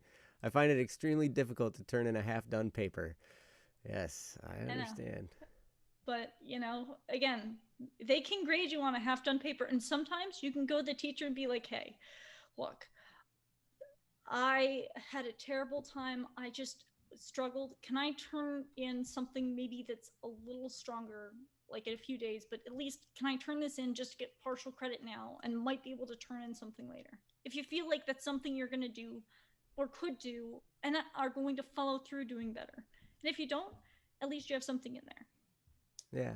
So now when you would turn in a half-done paper, Princess, would you get it back to finish or would you just get a reduced grade on it? If I ever went with that mode, at least with the teachers that I had, they would grade it as is. I would, you know, do whatever, you know. Either I would have a copy of it because it's an electronic thing, or they would give it back and I would be able to write more on it. And I would turn in basically like a second draft. Okay. And then they might not give you the full thing, but sometimes what they would do is they would take the higher one and the lower one, they'd average it. Sometimes they would just take the higher one. And sometimes it was just, you know, they would accept it and they wouldn't change your grade. But part of that was you felt better about it. But yeah. See, I get the same thing in my inspections business now because I will turn it sometimes when I'm really tired and I'm processing all my orders. I just kind of like do half job on them, you know, so I can get through them and get them in on time because I know what's going to happen. They're just going to send them back to me for me to finish again, right? So then the real choice in my mind then is, do I want to have this done with now, or do I want to have to deal with this again in the future? Right? So, but yeah, turning in something half done, I can totally get with that. Um, I'm sorry, Princess, I totally cut you off. That's not good. I probably should hand it over to the Joes because they'll probably have a very different experience than I had, or might have other important things to add on for, the general topic of doing stuff that's hard. That's not just time management, but encouraging yourself to do stuff, and, what happens when you get into that mode of lying or being just perceived as that. Mm-hmm. So Well, I'll hand Princess, it over to the Joes. you're awesome. You covered a lot of ground there, and that was fantastic because there are so many dimensions to this, right? You've got the appearing like a liar, even if you're not lying, and maybe you just appear to be a liar, like as in sometimes if you're just struggling, it can appear to people that you're lazy, even though you're not really lazy, you're just struggling, right? So like so there are misconceptions in there, but plus then if you go the route of out of fear, feeling the need or compelled to lie, I mean, then that's a whole nother thing too, and that can, either way, it's a reduced amount of freedom that we have in ourselves. So boy, Princess, I really appreciate you covering what you covered, and I'm going to turn it over to Joe to make him talk second. So Joe. Dang it, you would. Yeah, this will be interesting, because I get to come at this from the other side. I'm a teacher. Oh, yes, Joe is a teacher. I'm the other side, and you're the enemy. No, that's not the enemy. I have to be careful because there's two parts to this. One, I'm gonna tell you a couple of things, and it's not me attacking you. It's not me saying anything. It's just what you've said means that you have to come to terms with a couple of things, like you've talked about. You've said, I really needed somebody to say it's okay to send something in that isn't perfect. You say you have a lot of questions. You say that you're a liar. So you have to come to terms with some things. And the first thing that, as I'm reading through this, is probably the lying aspect of it. You say it looks to everyone else like I'm a liar, but just before that, you say, I actively lie to my parents. It isn't that you look like a liar, it is that you are actively lying. And that's not good because it's not beneficial to you or your parents or anyone else for that matter. Lies don't really get you much farther than temporary enjoyment, and they never will. That's the big lie of lies. Is that they'll get you very little in exchange for taking away a lot of joy that you could have. Now, from the perspective of a teacher, this entire school year, I do not think I had a student who did not lie to me, without exception. And that's a lot of people. That's a lot of people who lie to me. So you're not alone, okay? This isn't me knocking you and saying, hey, you're a liar, you're terrible. Lying is bad. Also, everyone is doing bad things. It happens. But the reason I'm telling you this is because doing bad things. It's not to your benefit. Lying is not to your benefit. Putting on a false face is not to your benefit. I tell every single one of my students, you're lying. I know you're lying. We need to change this. And I don't think I've had any student who's been like, I don't like you for that. It's good to tell the truth. It is good to tell people what's going on. And your teachers know. Like, I don't know how many students lied to me like to my face. I'm like, I know the truth. Like I have the facts. Like I have sometimes video evidence that you're lying to me. Like why? Why would you lie? Just tell me the truth. It doesn't benefit you. And so in this instance, you've said like you're a liar, and you understand that about yourself. And I'm just telling you, don't do it. Just don't do it. Um, even if it's it's your teachers or peers. Don't lie to your parents. Just don't do it. Now, is it going to happen? Yes, but just don't do it.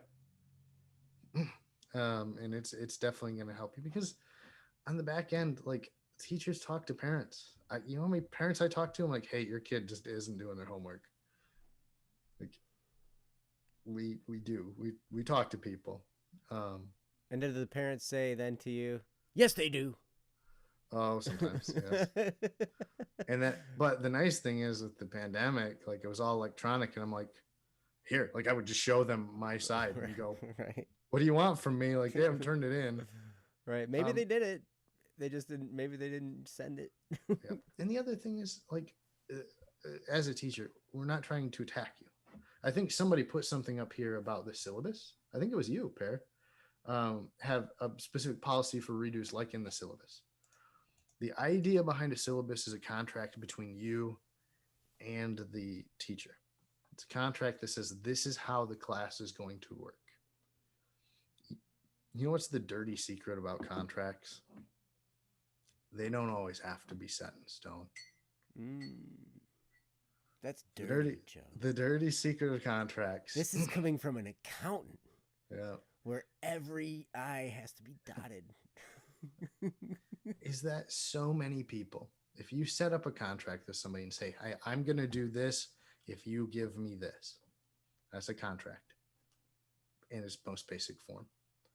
Is if you went back to the other person and said, I know I agreed to do this, but here's the thing that's happened. No, Marsh, you're no, that's not what I meant. That's not what I meant. Not that you break them. It's that you go back to this person and you say, hey, I can't do this. Can we write the contract again? Just us. Most of your teachers are okay with that. The idea behind the syllabus is I need a way for my class to operate for everyone. And then I come back and do the exceptions. You do not write your syllabus with all the exceptions and then come up with the rules later. It doesn't work that way.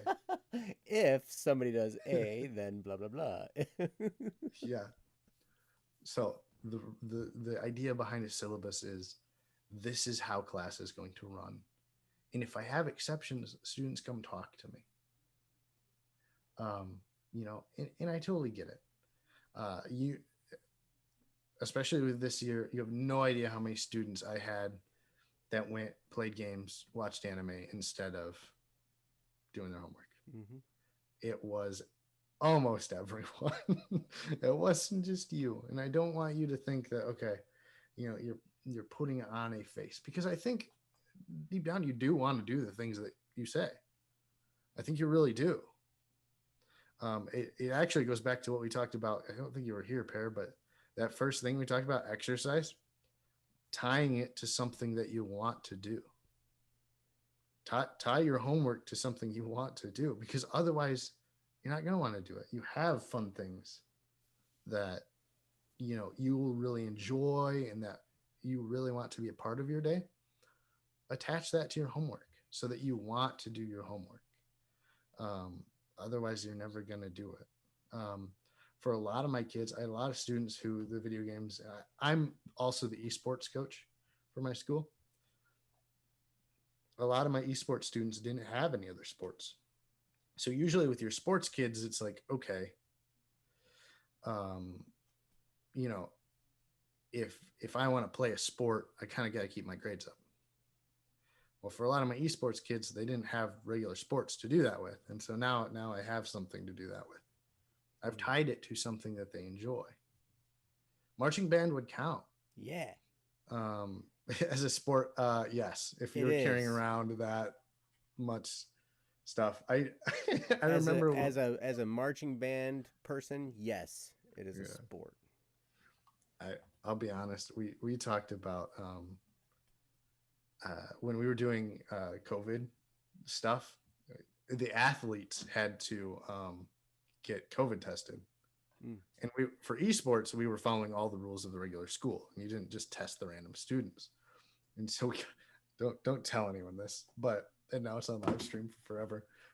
We didn't test any of my students because what we determined was it said you have to test all the athletes, and esports didn't count as athletic. So Oh. we snuck around that. Marching band, though, takes some athleticism It to sure march and does. carry all that crap. It So, sure I mean, all does. that stuff, band stuff is cool. Uh, Yeah, band stuff is cool. yeah. I mean, it's a lot of fun. So attach it to something that you enjoy. And sometimes you might need to talk to your band teacher and say, hey, I don't know who this is, band person. I haven't been doing well in my homework. I need you to kick me out of this if I don't do these things. Mm. Like that's a heck of a thing to say. And really to say on your own of your own account, hey, I need you to hold me accountable. Because one thing is, especially if you're close with them, our marching band teacher was close with all of the people in marching band. Is they get you need somebody to hold you accountable. We all do, and we all will be held to an account one day anyway. So you might as well have somebody do it to you now before you have to deal with it later. At least that's how I feel.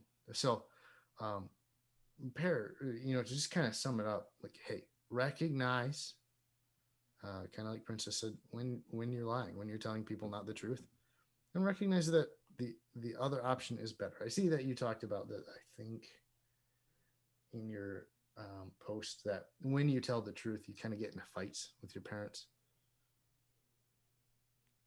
Don't lie, but also don't fight. Like if you start with the truth and say, I'm going to go do this and then do it, that's going to be really helpful for you. So be honest with yourself. And you've talked about that on this show already of just a few minutes ago. I know these are some hard truths and some things that I've had to admit, I've neglected to admit, and admitting is the first step. It really is. It really is. So, yeah. And like you're saying here, you got to talk post COVID with the band in the band room. It's good to make good relationships. It is very good to do that. Because those people will help you. Like people don't exist in a bubble. They will help you if you ask, but you have to be the one that says, this is what's wrong with me, because otherwise people don't know. Mm-hmm. People can't. I am not a mind reader. Like I'm looking over here through the camera at Joe. I have no idea what he's thinking. It's like staring into the abyss of knowledge. Brilliant. And so how I'm going to figure out what Joe knows.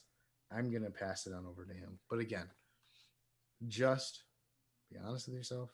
And then when you need help, ask for it. I know that sometimes you talked about how your historical wrongdoings, or whatever you want to call them, have led people to not believe you anymore. The only way to come back from that is to tell the truth, to cry only when it matters, like really matters to you, not in show. Because as I talk about with all my students are like, you, especially the class that was quote unquote the bad class. I hate that vernacular, but they all said, well, you just treat us this way because we're the worst class. I'm like, no, like I treat both my classes exactly the same, but because you don't do the things that the other class does, you end up in a different place.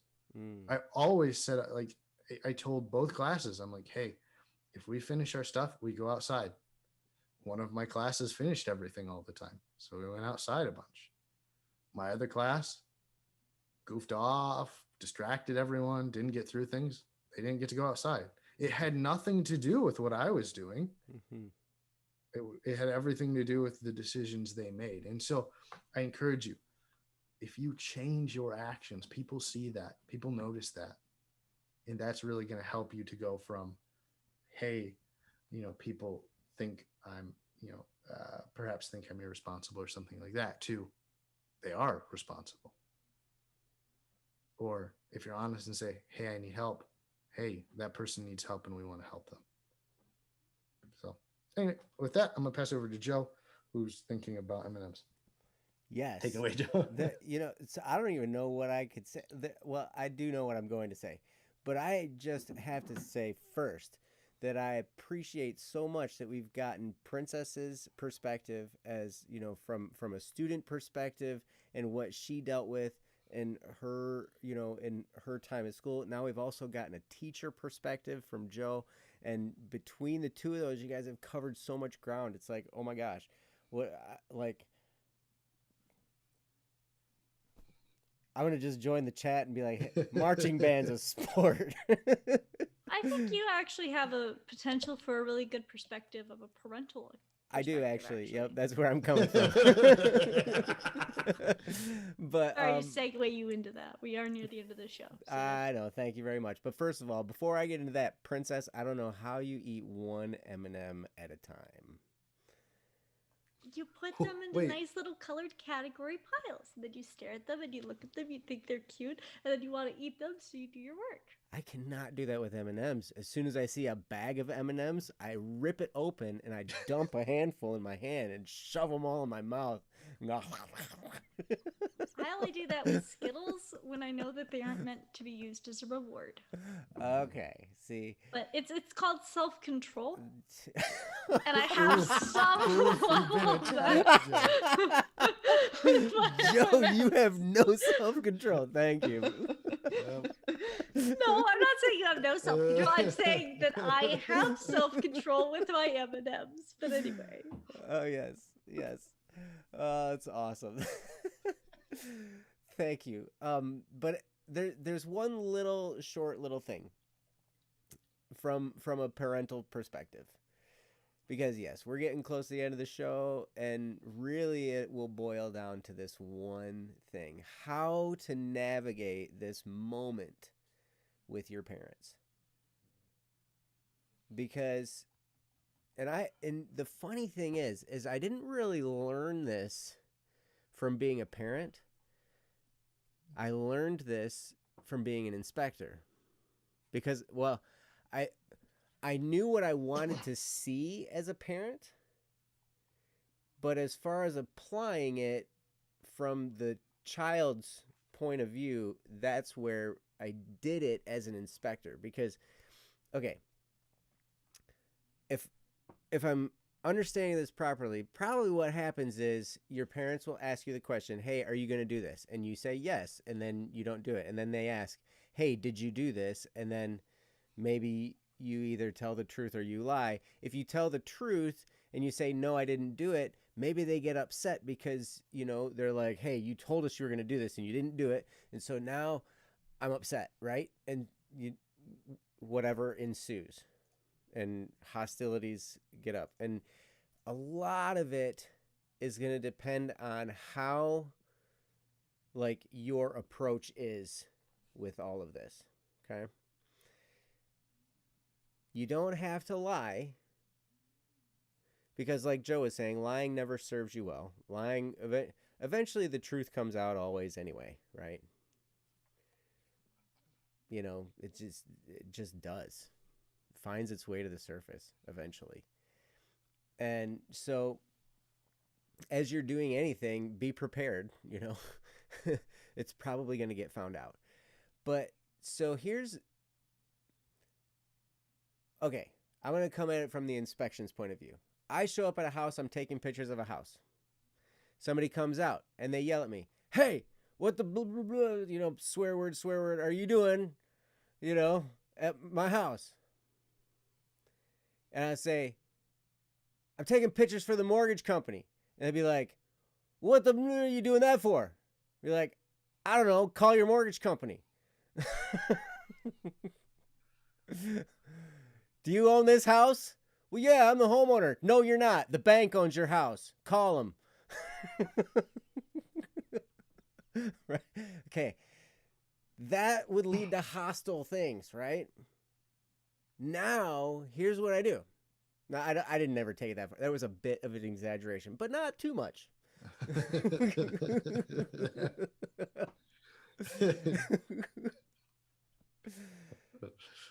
So here's what happens then. When I show up at a house, if someone sees me, and I had this happen like 3 times today, somebody came outside. It was a nice day out. You know, people always come outside when it's nice out, you know. And so that's why I like doing inspections in the rain. But anyway, they come outside. And they're like, what's going on? You know, and I'm like, I am so sorry to bother you. I'm just doing a quick mortgage inspection. They want to just make sure that this house is occupied. And I need to drop this off to you. And I'm really sorry to bother you. So I come at it from a point of view as I'm apologizing for messing with their day, right? I'm being ultra, I guess, it's their house. It's their kingdom. It's their castle, you know, to refer back to the previous topic. They are in charge here. I am on their property. I am assenting to their authority. What? I am recognizing their authority. And I'm like, okay, this is your place. You're in charge. I am so sorry for bothering you. But this is just from your mortgage company, and I'll be out of your hair. I just got to grab a picture of the front of the house. You know, blah, blah, blah, blah, blah. So, in your interactions with your parents, if you tell them you're going to do something, and then you don't do it, I've seen this happen between my wife and my sons so many times, where, you know, because she's got kind of a fireballish attitude, right? And so does my oldest son. And so like they like explode when they get together, right? It's amazing. But so the conversation will just escalate. Well, you said you were going to do this. Yeah, well, I couldn't because you had me do this, blah, blah, blah, blah, blah, blah, blah. And then, you know, like, and then, well, I never told you that. I told you to do this first. And well, but I still had to do this other thing. And then grandma, and then like, so there's all these lies that are going, like all this blame passing around, right? And before you know it, it's just out of control. And then people are mad at each other and crying and, you know, all this stuff. What I've found to be so great, always remember to keep your emotions in check, first of all. Try to do that as best you can. It doesn't always work, but have that in your mind. The other thing is, apologize. Be okay with apologizing. Apologize, and then maybe ask for help. You can say something like, yeah, I didn't get it done. I'm just really striking out here. I'm having a hard time focusing, and I'm not sure what to do. Can you help me? And as a parent, I hope that I would come at it from the same type of situation, same type of angle of, hey, so you didn't get this done. I know, man, are you okay? Do you need some help? Is there something going on? Like, you know, I've done that so many times when I'm helping my kids with their homework, where they're like, oh, I just don't want to do this. I understand you don't want to do this. I understand. But look, let's just do one page. Let's just do one page. In fact, let's just do the first problem. And if the problem is getting these tasks done or feeling like you might not be able to focus, there is one rule I learned from a book a long time ago called the 5-second rule. And it's not the one about picking up food and eating it if it's been on the floor less than 5 seconds. It's the one where you count down from 5, 5, 4, 3, 2, 1, and then take a step in the direction of doing the thing. Don't think about doing the whole thing. Just start with that first problem, that first word in the sentence, that very, very first little tiny step. Take that first step, and that's forward momentum. And then it's easier to take the second step, and easier then to take the third step. And it continues to get easier every step you take. It's always the first one that's the biggest hurdle. And so if you can trick yourself into doing this simple little countdown, 5, 4, 3, 2, 1, first step, and don't commit to anything more than that first step. Say to yourself, hey, I'm going to take one step. That's it. But you know what happens? You take the first step, and then all of a sudden you find yourself, you're 20 steps down, and you're like, man, it seems like it was nothing. But all you committed to is the first step, and it's great. But so those are just a couple little things that might help you, but most importantly is the relational one. When you're dealing with your parents, your teachers, other people that might perceive you a certain way, you know, if you're called, if you are asked something and your first inclination is to lie, don't lie. You can tell the truth. And then, but do it in a way that's submissive, that's, you know, reflecting on their authority, that's, you know, apologetic. All these different things can just smooth the way through. And, you know, you'll probably get some help. They might be able to help you find a way to get through it. You know, they might know some tips and tricks that they've had to work through some of this stuff. Your parents are people too. They're just grown-up little kids. They are. We have all been kids. We've all struggled. And it's frustrating. I understand for a lot of parents, it's frustrating to watch our kids struggle in ways that we struggled. And it's like, if you just do what I told you, I went through the same thing. And I'm telling you, do this, not that. And then you watch them do that. And it's like, well, like father, like son, I guess. Right? So anyway. Yep. Mm-hmm. Hey, Pear, that's awesome. I have no idea why, but lately, like for the past month, I've had the realization that I can genuinely do anything if I put my mind to it. That is absolutely right. Mm-hmm. Mm-hmm. You totally can. But sometimes our minds get distracted. For sure. Yep. But it's absolutely true. It can be done. And you can beat this, and you can find a way. This whole little interaction about apologizing, about, hey, I'm sorry to bother you, you know, that took me like years to develop. And I got in shouting matches with homeowners for years as an inspector before I learned that. And then now, most of the time, they're just like, oh, it's okay. It's okay. I understand. It's okay. It's okay. You know? But in the back of my head, I'm like, yeah, I'm a black belt in Taekwondo. I dare you to fight me. Yo.